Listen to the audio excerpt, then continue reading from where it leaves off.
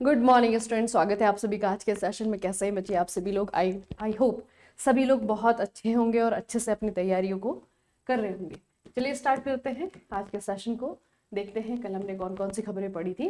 देखो बच्चे, सबसे पहले विस्कॉन्सिन हिस्टोरिकल सोसाइटी, इनके जो रिसर्चर्स है संयुक्त राज्य अमेरिका में, इन्होंने मेंडोटा झील, ठीक है, मेंडोटा झील है, यहाँ पे लगभग 16 प्राचीन खोखली लकड़ी की नावों की खोज की है।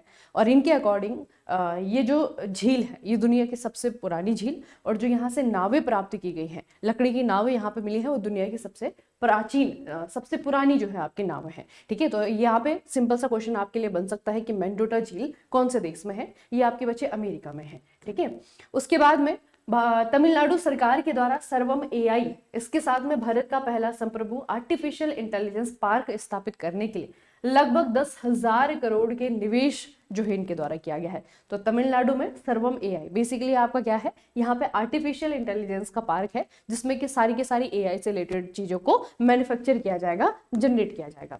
उसके बाद में अमेरिकी जीव विज्ञानी डॉक्टर टोबी गियर्स को माइकोराइजल फंगी पर उनके शोध के लिए क्या दिया गया है? प्रतिष्ठित टाइलर प्राइज दिया गया है एनवायरमेंटल अचीवमेंट के लिए।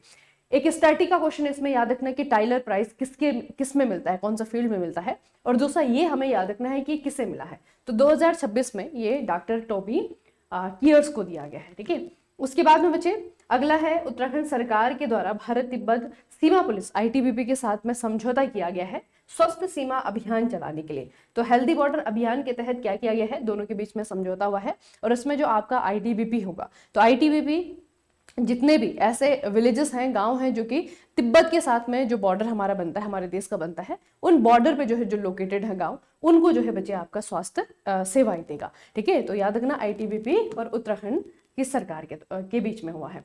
ओलंपिक एसोसिएशन की मदद से अहमदाबाद में भारत का राष्ट्रीय ओलंपिक एकेडमी, इसको औपचारिक रूप से दोबारा से शुरू कर दिया गया है। हालांकि इसकी स्थापना 2019 में हो गई थी, लेकिन कोविड के कारण ये आपका शुरू नहीं हो पाया था, तो अभी 2026 में इसे जो है दोबारा से शुरू किया जा रहा है। ठीक है, इसमें अध्यक्ष के रूप में जो है पीटी उषा को चुना गया है, और इसके जो आपके सेक्रेटरी है, सॉरी इसके जो डायरेक्टर है, निदेशक है, वो है आपके गगन नारंग। ठीक है, तो दोनों को याद रखना, इंपॉर्टेंट पर्सनैलिटी है। और ये आपका जो एकेडमी है, राष्ट्रीय ओलंपिक एकेडमी, ये है आपका अहमदाबाद गुजरात में।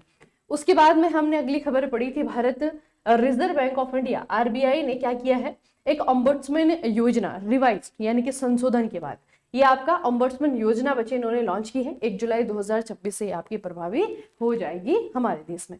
उसके बाद हाल ही में, अच्छा ये याद रखना है कि जो ओम्बुड्समैन है ये किसके लिए काम करता है? भ्रष्टाचार को खत्म करने के लिए काम करता है।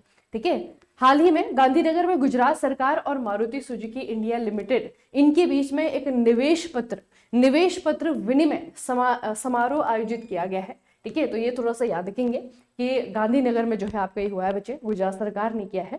बेसिकली सुजुकी इंडिया लिमिटेड जो है आपको यहाँ पे क्या करने वाली है? यहाँ पे कार मैन्युफैक्चरिंग एक प्लांट बनाने वाली है, जहां पर कि कार को मैन्युफैक्चर किया जाएगा। ठीक है, उसके बाद है ऑस्ट्रेलिया की फिनके नदी, है ना, ये जो है आज भी मौजूद है, और सबसे पुरानी बहती हुई ज्ञात नदी के रूप में इसे मान्यता मिली है।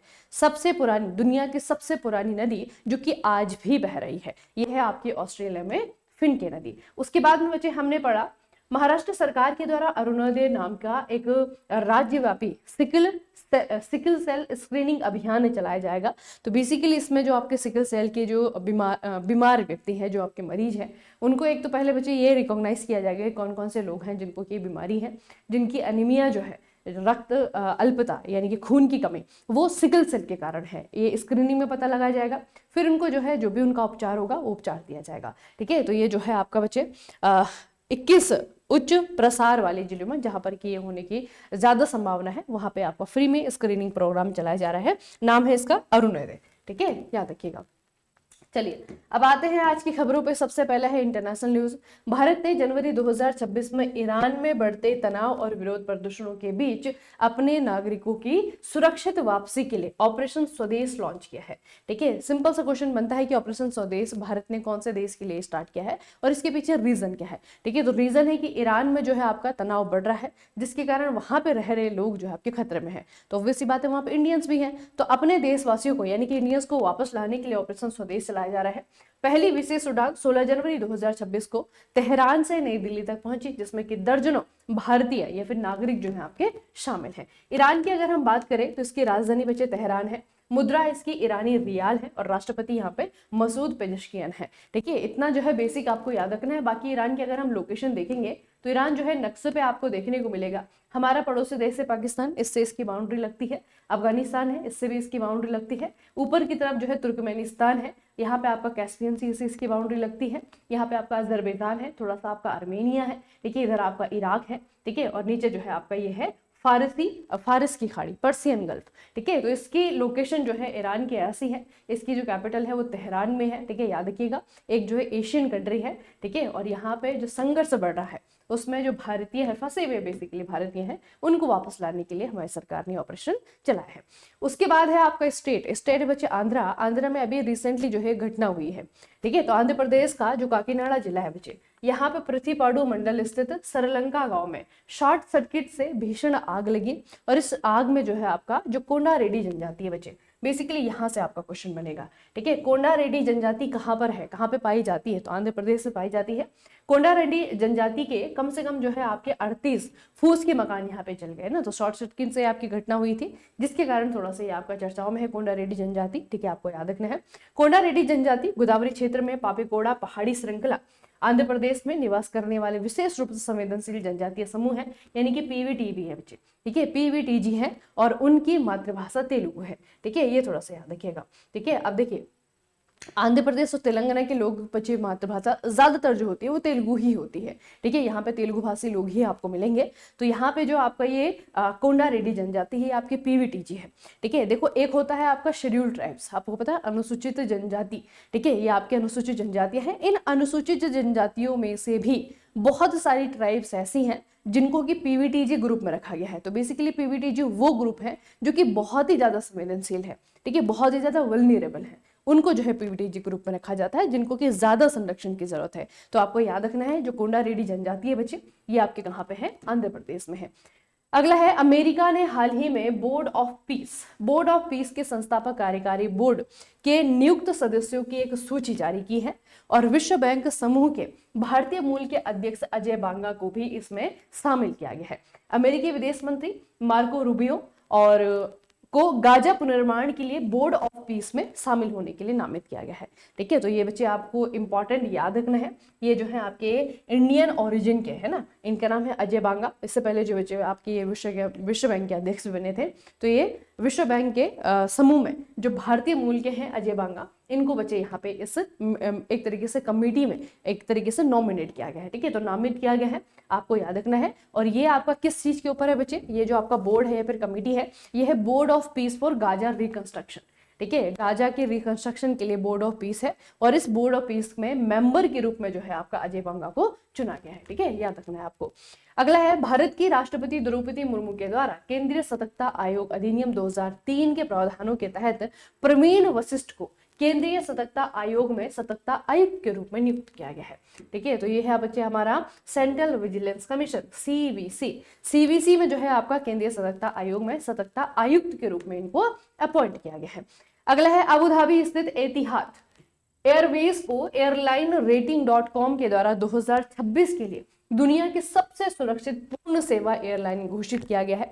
ये पहली बार है कि जब किसी खाड़ी देश की एयरलाइन ने इस वार्षिक सुरक्षा रैंकिंग में शीर्ष स्थान हासिल किया है, ठीक है। तो अब थोड़ा सा आपको क्या याद रखना है बच्चे, इस एयरलाइन का नाम याद रखना है, अबू धाबी में है, ठीक है, अबू धाबी में है आपकी एतिहाद एयरवेज, नाम क्या है, एतिहाद एयरवेज, ठीक है। एयरलाइन रेटिंग में इनको जो है 2026 के लिए दुनिया की सबसे बेहतरीन सबसे सुरक्षित पूर्ण सेवा एयरलाइन घोषित किया गया है।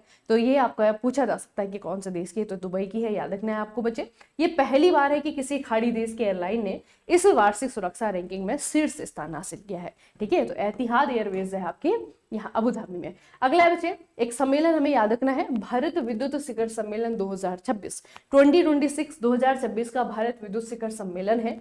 ये कहाँ पर होगा ये आपको पूछा जा सकता है, तो ये होगा बच्चे आपका India international convention and expo centre यानी कि नई दिल्ली में, ठीक है। तो भारत विद्युत शिखर सम्मेलन आपका होगा नई दिल्ली में, भारत के द्वारा इसे होस्ट किया जाएगा। उसके बाद है कर्नाटका बैंक ने Indian bank association banking technology award में best fintech and DPI adoption award जीता है। अब देखते हैं बच्चे यहाँ पे आपका फिनटेक, देखो बैंकिंग टेक्नोलॉजी अवार्ड में best fintech and DPI adoption award, DPI adoption award बच्चे, ठीक है, ये जीता है और ये है आपका कर्नाटका बैंक, कर्नाटका बैंक के द्वारा जो है आपका ये टाइटल जीता गया है। थोड़ा सा मैं आपको बता देती हूँ कि ये जो आपका अवार्ड दिया जाता है वो किसे दिया जाता है। तो best fintech and DPI adoption पुरस्कार उन बैंकों को दिया जाता है जिन्होंने फिनटेक समाधानों और आधार, यूपीआई, डिजिलॉकर जैसे डिजिटल पब्लिक इंफ्रास्ट्रक्चर का प्रभावी एकीकरण करके सेवा वितरण को बेहतर बनाया है, ठीक है, उसके लिए जो है बच्चे आपका ये दिया जाता है। उसके बाद है आपका केंद्रीय संचार मंत्री, यूनियन कम्युनिकेशन मिनिस्टर के द्वारा ज्योतिरादित्य सिंधिया जो अभी वर्तमान में है, इन्होंने बताया कि भारत दुनिया का दूसरा सबसे बड़ा 5G उपयोगकर्ता देश बन गया है, ठीक है, और 5G उपयोगकर्ता के मामले में चाइना जो है आपका पहले नंबर पर है, तो चाइना के बाद में इंडिया जो है बच्चे दूसरे नंबर पे आता है। अमेरिकी राष्ट्रपति डोनाल्ड ट्रंप ने व्हाइट हाउस में वेनेजुएला की विपक्षी नेता और नोबेल शांति पुरस्कार 2025 की विजेता मारिया कोरिना मचादो इनसे मुलाकात की, और मुलाकात के बाद में अभी जो है इनका नाम हमें कहीं सुना है, याद है आपको, नोबेल प्राइज 2025 का नोबेल पीस प्राइज जो है इनको दिया गया था।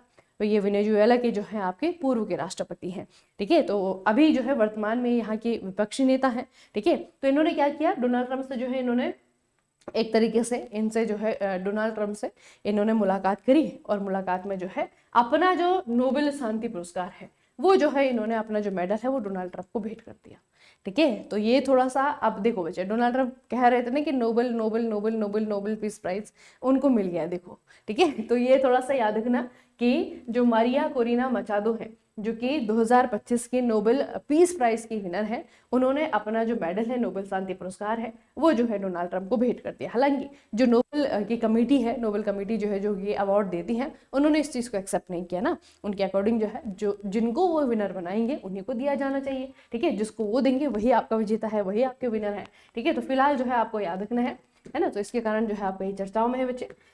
चलिए, तो आज की खबरों को जो है यहीं पे हम समाप्त करेंगे, ठीक है, और फिर मिलते हैं हमारे नेक्स्ट सेशन में।